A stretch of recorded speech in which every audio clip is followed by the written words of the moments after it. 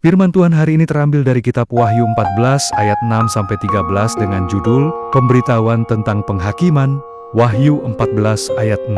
Dan aku melihat seorang malaikat lain terbang di tengah-tengah langit, dan padanya ada Injil yang kekal untuk diberitakannya kepada mereka yang diam di atas bumi, dan kepada semua bangsa, dan suku, dan bahasa, dan kaum.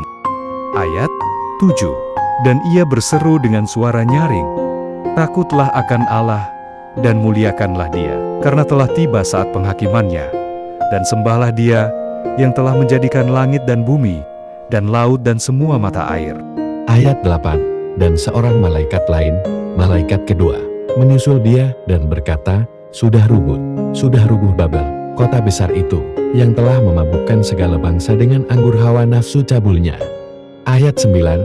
Dan seorang malaikat lain, malaikat ketiga, menyusul mereka, dan berkata dengan suara nyaring, jikalau seorang menyembah binatang dan patungnya itu, dan menerima tanda pada dahinya atau pada tangannya.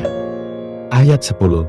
Maka ia akan minum dari anggur murka Allah, yang disediakan tanpa campuran dalam cawan murkanya, dan ia akan disiksa dengan api, dan belerang di depan mata malaikat-malaikat kudus, dan di depan mata anak domba.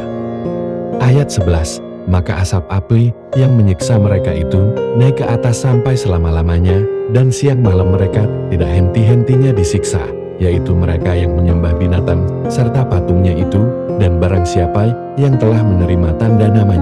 Ayat 12. Yang penting di sini ialah ketekunan orang-orang kudus yang menuruti perintah Allah dan iman kepada Yesus. Ayat 13. Dan aku mendengar suara dari sorga berkata, tuliskan, berbahagialah orang-orang mati yang mati dalam Tuhan sejak sekarang ini. Sungguh, kata Roh, supaya mereka boleh beristirahat dari jerih lelah mereka, karena segala perbuatan mereka menyertai mereka.